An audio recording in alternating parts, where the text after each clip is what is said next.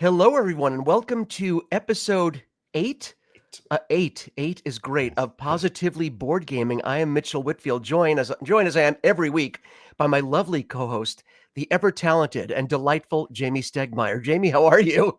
I think last week I was You effervescent, were so I'm effervescent. happy to be talented this week. Yeah. You Hi, are, Mitchell. yeah. You know what? It's going to be really hard. I know at some point, my lack of command of the language will show through, and I'm just going to run out of like, it's Jamey, folks. Yeah, clap, clap, whatever. I'll at some point I'm going to get over it. You'll be like, what happened to my thoughtful intro with a really cool word? Like, it's gone. We've been married for 3 years, Jamey. The magic's gone. Before we do anything, I have a bone to pick with you. Oh, good. Okay. Our first on air fight. Look at this go. Look at us go. Our fists ready. I want to see how you make this positive. Oh, okay. Oh, yeah. Don't worry. I'm going to turn this upside. Don't worry. I'll turn this frown upside down, Jamey. I have a bone to pick with you. So, I have to ask you, what is enough for you? I have to ask you, Jamey, what is enough for you? Is it not enough that you're one of the premier board game designers in the world, that one of the premier publishers as well? You have a presence in social media. You give back to the community. Or these things are the accolades not enough? So much so, are you so needy for attention that you had to cross into my world, the world of film and television? I turn on CNN. Oh, no. And Yeah. there's my buddy Jamey. And now a good supportive friend would say, yay, that's my friend. You go, Jamey. Yes, talk about it. And it was great to see you on CNN and talking about, the tariffs and how it's affecting small, medium-sized businesses. And in your case, of course, the board game industry. But I thought, wow, it's not, he can't just leave me to TV, right? That TV, it couldn't just be my thing. Now it's your thing too. So how does it feel? I'll ask you. Have you been getting a lot of calls? Been hearing from a lot of people. Jamey, I saw you on TV. You looked so pretty. You were so funny. You're so charming. So, what was it like? What was you? I know you talked about it briefly. I saw you talk about it briefly before, but was it a good experience for you? No, it wasn't. Oh, wow. It was a nerve-wracking, a very, very nerve-wracking It is. experience. Yes. Because I had 4 minutes. I knew there would be around 4 questions. Yeah. I had a very important topic to cover to represent my company and the entire industry and my coworkers and the world.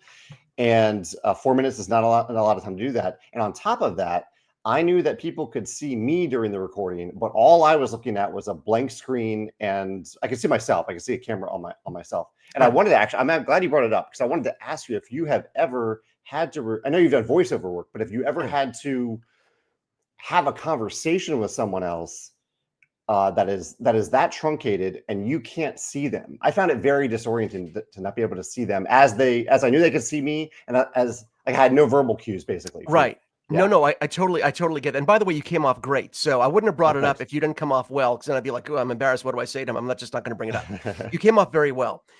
So the most relatable for me is back when I was doing a lot of TV and movies, when it was all on camera stuff for me, mostly on camera stuff for me, you would do a lot of press junkets. So you do a lot of interviews. Some of them remote satellite interviews. Some of them were local, obviously, Tonight Show, that kind of stuff, the more typical stuff. But the remote satellite interview was the most confusing. And I think that's the most appropriate to compare your experience to, because a lot of the time, if they're, a lot of time the news shows, TV shows in general, they do these packages. My brothers could tell you more about this than I could, but so they'll record them, and then the satellite feed will send this packaged interview all over the world to different outlets. In this case, you were doing for CNN, right? Yeah. And the weird thing about this is, unlike an in-person interview, obviously, when you're sitting there exchanging with a human being, and again, you don't realize, and this is going to bring up exactly what I think threw you off. You don't realize how much we rely on visual cues for oral communication. Yeah, right. The reliance on visual cues is tremendous. And it also brings up a lot of things that, I think about people that are visually impaired, that are blind, that don't have those same cues that we do, and that deal with this every day. Wow. So, people that are fully sighted, and again, it's like taking it to a different thought process, but we rely so much on visual cues, like, okay, even like the subtle cue of like someone making a gesture or an expression on their face that lets you know, okay, now it's my turn to talk. Now it's your turn to talk. And again, we're doing this, we do this podcast. And by the way, thank you for joining us. If you're joining us for the first time, welcome, and please stay. Don't be horrified by us or by me, really. You'll love Jamey. I'm the one that's going to horrify you. We do this over StreamYard. I keep on StreamYard, forgetting yeah, so many, but yeah. so Jamey and I are talking to each other and doing a show together remotely. But if we didn't have these visual cues to Mhm. let the other person know, okay, it looks like he's about to stop, or I can even give Jamey a signal like I put my finger up, oh, I'm excited to say Mhm. something, and he knows, okay, let me gracefully let Mitchell enter, and then okay, and then he will talk, and then I will talk. Without those, if this was just us talking and it was just our voices, we'd be stepping all over each other. So Yeah. that in itself, not knowing when is it my time, am I talking too much? Should I? Well, we know I talk too much. Don't. I know you're thinking it. So yes, you don't realize how much you rely on those visual cues to aid in the conversation. So when I did those Yeah. remotes and when I was doing a satellite, I can only sit there and see my image. Mhm. And I'm sitting in a room with a bunch of cameras on me, and then you're talking to someone that you can't see. You don't know when to stop talking. You don't know. It's not an easy flow of conversation without those visual cues. So I'm guessing that Yeah. was the most challenging part for you and the part that really threw you off. I experienced the same thing.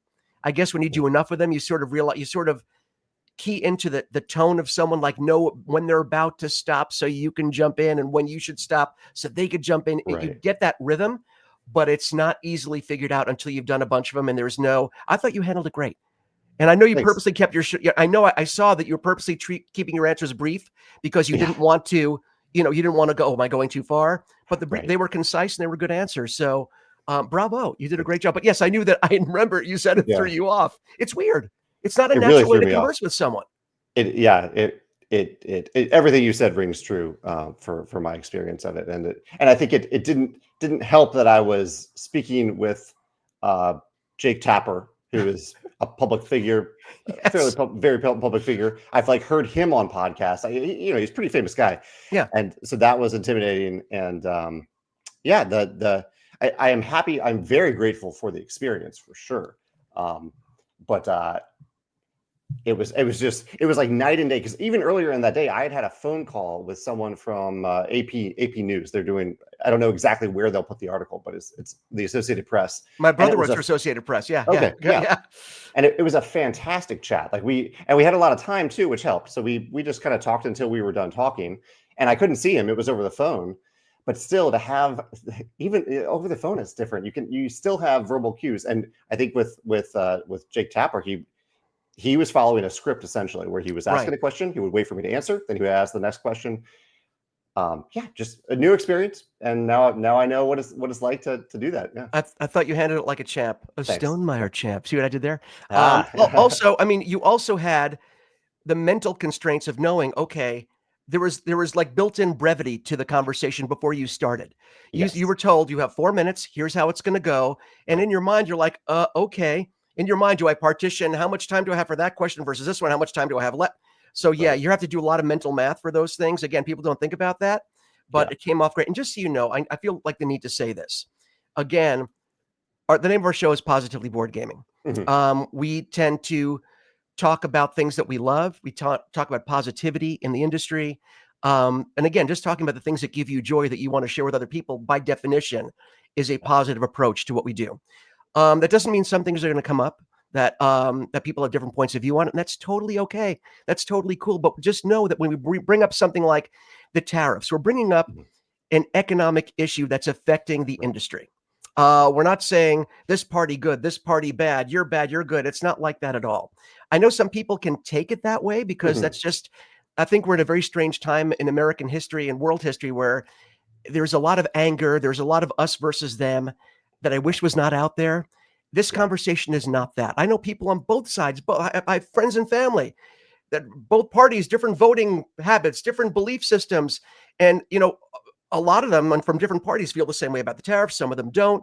So really talking about an economic situation, and you can even be yeah, supporting the idea of bringing business back to America. Absolutely. We're just talking about this right, implementation and the real world effects of what is happening due to these tariffs. So it isn't a condemnation of your beliefs or anyone's beliefs. And again, if you do believe differently or have something to say, that's totally cool. We mhm, only ask that you do it with kindness and respect. And Jamey, I will say on your YouTube channel, even the people that didn't necessarily, that had maybe different points of view than you expressed, they were so kind. A lot of them were so kind about the way they expressed it and so yeah, thoughtful of, like, you know what, I don't agree, but that makes me think. And that's what it's all about. That's how we yeah, learn, folks, by listening to people that have a different opinion.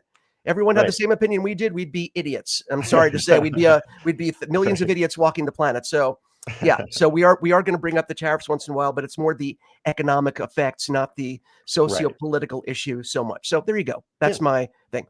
I Please appreciate it. bring it back to positivity and tell me a treat of the day. Yeah, let's do quick treats. My treat of the day is actually tied to the episode that for us that went live yesterday, which we're Oh, filming this. If you're listening to this, you're in the future, but the episode was about unique places where we've played games. And someone named Chad in the comments popped up to yes. say that he recently went to Scotland, and he brought Between Two Castles there in the hopes to Oh, play it. He didn't end up playing it, but he went to Scotland. And Chad, coincidentally, recently sent me a candy bar from Stirling Castle. So it sent me a Scottish whiskey dark chocolate candy bar. You can see it's empty oh, because I already ate it. oh! I know But I it's love empty. that. Yeah. But it was delicious. And Chad, thank you for sending me the chocolate bar. I really appreciate that. And I thought it was neat that it was tied into his comment as well. I Yeah. absolutely love that. And I love that it was dark chocolate. Obviously, Chad Yeah. knows you and knows that you Yeah. have a preference for the darker chocolates, which is great. And they're Yeah. healthier, by the way. They're super healthy. A little bit healthier. There are Yeah. a lot of benefits, and that's at least what I tell myself. But there are actual health benefits to dark chocolate. We don't have Oh, to yeah. go in there. That's again, my justification parade doesn't have to go there. What's your Um, quick treat? Yeah. I'm going to take the Stegmeyer approach and bring mine Okay. out of the sweet realm, just All like you right. did, I think with the slippers and a little while ago. We should have still named that episode Blueberries and Slippers. Um, my sweet treat of the day was getting to spend time with my son who's home from college. Oh, that's lovely. And we really, I enjoy that time. And again, now that he's away, you encourage as a parent, independence and learning, being Yeah. self-sufficient. And inside, it's just killing. Oh, just come home. We want to spend some more time. So you're always riding that line of being supportive and helping your kids be proactive and self-sufficient while at the same time trying to hold in but I really don't want you to go for too long because, you Right. don't want them to feel that. So whenever he comes back, he's back from college. We were mounting, I don't know if you've ever seen the Lego Batman, the animated series diorama set, which is Oh, no, absolutely I haven't seen it. gorgeous. He Uh-huh. got it for himself. He built it and we were mounting it in his room today. We're just like, Oh, cool. it was fun. I kind of cherish Yeah. those moments because it really does go by quickly. I know it's a cliche that it's something you don't really, your parents tell you, you're like, yeah, yeah. And then you have your own kids. You're like, you were right. And I'm so sorry. It was difficult. So yeah, that was my sweet treat. Getting to do some Lego fun stuff with my boy today. I love that. I Me love too. that. It was fun. Um, I think I'd like you to go first, Jamie. Because again, You if want me to you're go first? yeah, yeah, if is that okay? I don't want to Yeah. throw it. I don't want to, CNN you and throw you off. That we're gonna call it like CNNing you when something does something that you're like not expecting, like, oh, okay, am I good? Yeah. What's going on? So if you've never joined us, the whole format of the show is Jamie and I will each bring a topic the other person doesn't know. I don't want to assume that people are listening or have always listened to us, and we surprise each other with that topic. And we jump in and we each have that topic that the other person doesn't know about. So Jamie, surprise me. Well, this is one we've referenced in the past, and I think this is one of the top. If we had a list of topics that we are most likely to overlap on, it could be this one. I'm going to talk about Board Game Arena today.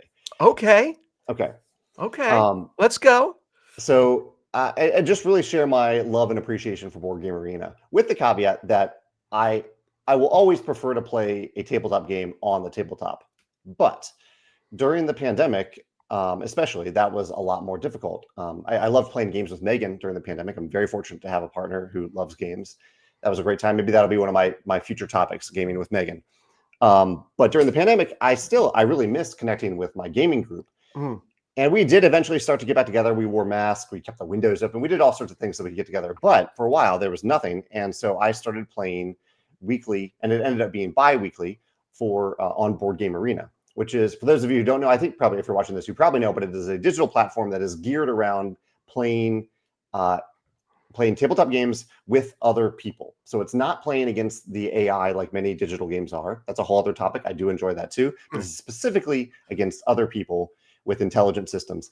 And I'm bringing it up today because we have a few games, some of our games on the platform. And just this past week was my bi-weekly Board Game Arena game night every other Wednesday. And Apiary has appeared now on Board Game Arena in alpha. And so we got to play Apiary. I get to play it with people that I normally do not get to play with at all because that's my group on Board Game Arena. Right. including Mitchell on occasion, is able to pop in and play games. So we played Apiary, and so I just wanted to give a shout out to Jordy, the developer who has been working on that for Board Game Arena. I really appreciate it. I had a blast playing it. And to give it a few other shout outs to games that I love on Board Game Arena, including Seven Wonders, which I think is really fast on Board Game Arena. Seasons, which is a game that has a lot of like little triggers and things to remember, plays super smoothly on Board Game Arena as a result. And then Century Spice Road is a game that like I really love, but I found that I just kind of love the comfort of playing on Board Game Arena. So that is my go-to place to play. Yeah, we played that on Board Game Arena together as well. We have played That's a good one. I like that one a lot. So this is my love today, and love to hear your thoughts. No. Let me jump in and ask you something though, because we tend to talk about how different environments, different game groups, different game group composition will change the experience for you. So this is your first time playing Apiary, obviously in digital form with people online. Yeah. Did you find was your experience different? Did you find that you experienced the game differently? Obviously, it's going to be different because you're on a keyboard and you're seeing it in a two-dimensional screen. But were there facets of the game that stuck out to you differently than when you have played it? I'm sure you've played it quite a lot. Than when you played it on the tabletop. Did something jump out and go, oh, I don't remember feeling this way about this part of the game. This is interesting to experience it in this way. That's a really good question. Because Jordy, you have 4 minutes to answer, Jamey. Okay. And I can't look at you. I have to look somewhere else. Don't look at me. You cannot see me. No verbal cues. And I will just be straight faced the whole time. Go ahead. For the most part, I thought Jordy did a really good job of capturing the tabletop experience on the digital version. So there wasn't a lot that stood out. I did give Jordy a little bit of feedback because one thing I noticed, like Apiary is a pretty snappy game, in my opinion. It may be 90 minutes. I guess that's a little bit on the longer side for some games, but for this type of game. But it took us, for people who knew how to play it, it took us around 2.5 hours. And really a lot of what I was processing afterward was, why did it take longer than normal? And I think I realized that in Apiary, there are actually a lot of little things that you're doing on your turn. You're choosing an action, you're paying the cost, you're placing the worker there. Oftentimes you're bumping another worker. You're then, you're maybe gaining a tile or new. So there's a lot of like very micro steps on your turn that in real life just happen organically and smoothly. You don't even really think about it. You just kind of maybe do it all at the same time almost. On Board Game Arena, you have to do it step by step, and there's a lot of you have to click this, and then you have to select the resources, and then click this other thing, and click where the resources go. And so part of my feedback was about that. And so it's just a reminder to how much when I'm playing the tabletop version of Apiary and other games, that those little micro steps, I shouldn't take them for granted. That was my main. And your interface, you just nailed it. I was thinking it as you were saying. It's like, oh, he's saying exactly what's on my mind. Even though you know the game so well. And you all know the game very well, the group playing, that doesn't really matter when you're interfacing with the game differently. When you're no longer able to just reach over, I'm going to just go pick this up and take this, or I'm going to move this. No. How do I do this? Is it a button screen? Is it a control tab? Is it command this? And so, of course it's going to be, I totally get that. And again, I think last episode we were talking about playing games in virtual reality. Yes. I think that's one of the things that I appreciated because I love Board Game Arena as well. I like playing online with my friends just like you do. But I think one of the things I appreciated about the enhanced control that VR gave me was that I could go back to reaching into space, picking up a piece and actually moving it. I was like, I don't have to think about it. And again, it's not a slam on like playing on your computer because I love that as well. And sometimes that's the only option. Not everyone has a headset. Not every game is available in VR, obviously, right? But I think that's one thing I did appreciate. It brought back the familiar tactile way I interface with a game, which again is something you do have to relearn depending on the type of platform you're playing on. So I guess it's a small price to pay, but it makes sense that it would take extra time. That actually makes a lot of sense. Yeah. So I have appreciation for Apiary, Jordy, and Board Game Arena in general. That's awesome. And I look forward to the next time that we get to play something on Board Game Arena. What is your love or joy or positivity of the day, Mitchell? I wanted to. Well, Jamey, thank you for asking. My topic of the day. I don't know. I wanted to talk like a prepubescent schoolboy. It's kind of unattractive. I wanted to talk about what it is we love about crowdfunding board games. It used to be that you could say like, it's almost like, it's become a brand name, Kickstarter. It's not, it's crowdfunding. Kickstarter is one platform. There's GameFound. There's plenty of others, right? But what is it that people are so drawn to? Because I know I'm drawn to it. But the same things that draw me in are not necessarily the same things that draw other people in. So I wrote down a little thing here. Hopefully I can read what I wrote because according to most of my family, I should have been a doctor because my handwriting does look like it's in Latin. So let's talk about some of the things that draw people into crowdfunding a board game. Of course, I Yeah. think it's seeing the game in advance, getting an Mhm. advanced look at what that game is going to bring, what that game is going to be about. But then there's more than that. Then we also sort of get a hand in what happens. We are given choices. If the developer publisher wants to give us choices, well, what do you think? Should this piece be here or here? Should it be this color or that color? Should Mhm. we make the unit this or make a unit that's a warrior or this? Or they're like, oh, I have a choice. I can be a Uh-huh. part of the creative process. I can know in advance. I could say that I have a say. There's so many little parts of crowdfunding that draw us in. And I think those are, I'm sure there's more than just obviously having a say in it. Obviously unlocks as Uh-huh. time goes on, as more people become, backers of the game, different things will unlock at different money levels. That's always fun. There are exclusives. That's another Mhm. thing. Some people are drawn to the fact that, well, if I get this game, if I help make this game happen and I pledge through crowdfunding, I will get an item that no one else that gets it at retail, if the game even does go to retail, which is another story. Right. Um, and I think that's another thing that draws us in. And I just think for most of us, being a part of helping bring a game to life that in a lot of cases may not have ever have come to fruition if it weren't for a crowdfunding platform. Mhm. There's something so wonderfully satisfying about that. For me, and I want to hear what sort of resonates with you. And again, you're one of the early, publishers and game designers to adopt, crowdfunding, Yeah. and very, very well known for that. Although you don't crowdfund the games anymore with Stonemaier. Right. So for me, it was never really about the exclusives or I get to have a say. I want to have a say in how this game plays out. It was Mhm. never about that for me. That part didn't appeal to me.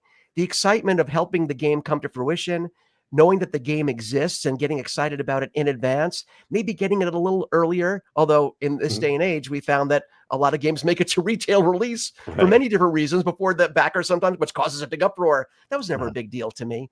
What resonates with you? And again, you can talk from a designer publisher perspective or from your gaming as a gamer's perspective.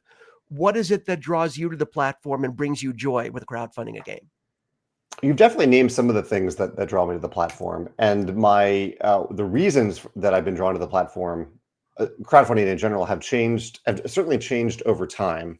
Um, at this point, I would say it's almost two primary reasons because at Okay.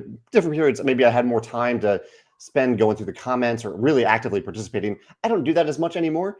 But there are two things. One is I really love when campaigns let me sign up for a launch notification.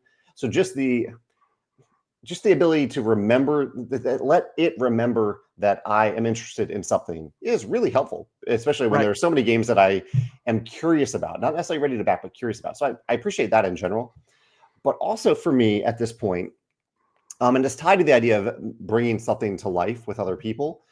But I would say one of the elements of joy that I get from crowdfunding, and I'm looking right now at the Earth Animal Kingdom expansion. Okay. It makes me feel good to see that there are 7,000 other backers. Like it makes me feel like I am part of something bigger than myself. And part of that Exactly. is selfish Yeah. because I want to feel like I'm part of a popular thing. And part of it is selfless where I'm like, oh wow, we're doing this together. Where this is really Yeah. happening. That feels good to me. Yeah. What do you relate to that? Do you look at those numbers every now and then? Oh, Yeah. absolutely. I get Yeah. very excited. And because I think there are times where I feel kind of isolated. There are times where I feel kind of isolated. Mhm. Um, and so having that feeling of being a part of something bigger than yourself. And again, as we think about it, as we verbalize these things, I don't think it's selfish. I don't Mhm. think there's a self-serving mechanism there. I think there's something kind of natural about thinking, or to me, about thinking you're part of something bigger than yourself, part of a community. Yeah. And I think especially in these times, and I'm not talking about the government, Mhm. I'm talking about in these times, like the last 20, 30 years, there's been a lot of negativity, a lot of hate, a lot of antagonism, a lot of things that we should have evolved past years ago that are Mhm. still here that are so disappointing. Mhm. And a feeling of when I say isolation, like, what's wrong with me that I just don't get it? Why are people like Mhm. this? I don't understand what. So I've felt on the outside for a long time. So if I can feel like part of something that gives me joy, that gives Yeah. me a sense of strength and a sense of, oh, wow. okay, so at least I may feel isolated or alone in some areas, but at least in this area, I feel Yeah. like I'm not the only one who loves this game, loves this theme. Hmm. Does that make sense? Um, Absolutely. Yeah. yeah, so I think it's a little bigger than just games, and I think you were touching on that with the feeling like you're a part of something. That's a huge part of it, and to hear, and that's why when people get sometimes stuck in the weeds with the stuff and getting very proprietary about, you said the figure would have a third arm. I don't see a third arm in this print. The fingers are hazy. They're not articulated. Well, are you using resin for these minis or are you using plastic? So, and I know people get really, proprietary about the stuff that they love. And I get that there's a passion there, Yeah. but we just sometimes have to step back and isn't this cool that this thing even exists? Yeah. Isn't it cool, this thing that we're like micromanaging and picking and saying, man, I wish my orc had the Right. ability to use his teeth as can openers, because then you could go shopping and have a whole other shopping game built into the game. So I think sometimes we forget that we're just so darn lucky to have this platform, to have this ability exist. I'm not saying that we shouldn't love and want, I prefer this or that if they give us a choice, of course. But that was the part of it that never appealed to me as much. And I will say, so here's the other thing. If I could craft the perfect Kickstarter / game found, it's going to be the simplest thing you ever heard, Jamey. Okay. It's not going to be in depth at all. My perfect crowdfunding game. I see a game that I like. They say, you know what? It's already designed, finished. All we have to do is hit the print button. Mm-hmm. We just want to know how many to print. So and again, I know that's not necessarily crowdfunding. It goes against what we're talking about because I like the process as well. But the reason I'm saying this is the hardest part is the wait. It's the wait. And I think you are aware of that as a publisher, designer, man who owns the business. Yeah. Because you won't even really start talking about a game until it's almost ready to be, to hit the shelves, right? Until it's ready to travel. So there's that excitement. And when it gets pushed back, I know the realities of it, and I don't get angry about it. I'm just more like, oh, again, first world problem, right? My board game is going to be a few months late. Oh, well, poor me. But my perfect Kickstarter would be, we're ready to hit the, produce the game button, ready to go into production, build everything, print everything. We just want to know how many copies to make because we know you guys are excited. But my head would explode. And there are some that are like that. I've seen some that are like that. And again, it's not necessarily true crowdfunding where it's again, a part of the process that we all talked about that's so wonderful. But that's the selfish part of me. You talk about like the selfish part. That's the selfish part. I want to know that as soon as I back this, within like 3 or 4 months, I'm going to see this game and I'm like, Yahoo! So if you could craft your perfect crowdfunding game, what would be the element that would be most important to you? Well, really, you're touching upon the number one reason why I still try to emulate a lot of the feelings of a crowdfunding campaign, but I try to make the game first because I want someone to get excited about a new game or a new expansion and then actually have it in their hands while they're still actively excited about it. And I don't mind when, like, I've backed things that years ago that have not shown up yet. I think some of them hopefully will show up someday. Some of them may not. That is delightful for me to get a surprise package on the floor on my doorstep. But I probably won't be excited about it anymore. Like I'll have to rediscover, I'll have to remember what I was excited about that's that what game. This is. Yeah. Right. Which is fine. But I totally hear you. I get excited about the same thing when a project is ready to go to print. And I get to back it, and then probably around 5 months later, if we're being realistic, because there's production, freight, shipping, and whatnot. Yes. But at that point, it's still recent enough that I'm like, oh, wow, I was really excited about this. I can easily get re-excited about it and actually get it to the table. I do really appreciate that. I like that. I do too. And it's again, I like these conversations. Well, I like these conversations. That's why we do the show, because we like these conversations. But I like these conversations because even as I say things out loud, I sort of re-examine them. Things that I like. Okay, why is that important to me? Why do I like that? Oh, and then I realize, okay, maybe now that I've said it out loud, I've talked to Jamey about it. Well, he had a good point. Maybe this is, I think I relate to this, or this resonates more with me. I sort of reevaluate how I feel about things and reevaluate. Listen, like any relationship, the relationship with the things that we buy, just like human or business relationships, we're always evaluating feelings and, why does this bother me? Why does this excite me? What do I love about this? And I think that's good. And that's why I love having these conversations. Not so much that I love sharing and getting the feedback. And please, of course, in the comments, let us know how you feel about this. What do you guys relate to out there when it comes to crowdfunding? What gives you joy and excitement when it comes to backing your favorite game? Because I know there's something that we're missing. We're like, oh, how could I have not mentioned that, Jamey? We're such idiots. What were we thinking? But yeah, so the conversations are super important because again, I get to sort of not just babble on, although I do a lot of that about what I feel, but it helps me reevaluate. And maybe, again, that's why I say it's important. Even people that have differing opinions, having conversations is the best part. It's okay to not agree. It's totally Yeah. cool. But that's how we learn from each other. Even if we learn one little bit, like, I don't agree with everything that guy said, but he did make a good point. Or she said something that really upset me, but it was mixed in with a little truth that might have gotten to me. Maybe that's why I'm Yeah. upset by it. So that's why, there's always that little bit. That's why I don't mind having conversations as long as they're healthy, with people of differing opinions. Again, that's how we get better, folks. That's why we have to listen to each other. There we go. We shared a lot today, Jamey. Yeah. On like an emotional level, on a gaming level. I feel like, I feel like I just got therapy. This is fantastic. This is fantastic. And I love that you talked about crowdfunding today. It's been on my mind a lot recently, especially with the tariff situation. Yeah. So I'd love to hear in the comments, like you said, if anyone has just something they want to share about what they love about crowdfunding and what they appreciate it, why they are drawn to crowdfunding campaigns, or something recently that you backed that you're excited about. And on Board Game Arena, if you have tried Board Game Arena and there's something that you appreciate about it, or a game that you really love to play there, I'd love to hear about that in the comments too. Yeah, and a special thank you to Jamey for not bringing up Space Base. Anyway, great game. Shamed myself. That's all you need to know, folks. Great game, though. Really love that game. Jamey, thank you again. Thanks, Mitchell. We will do this next week. This was episode number 8. Next week is number 9. Then it goes to the magical number 10. Wow, if we make it to double digits, man, that is something spectacular. I think we should do this. Thank you again, and thank you all for listening. Whether you're listening to us on the Stonemaier Games YouTube channel, or on your favorite podcasting platform of choice, or at positivelyboardgaming.com. Thank you for joining us, and we will see you next week. Take care.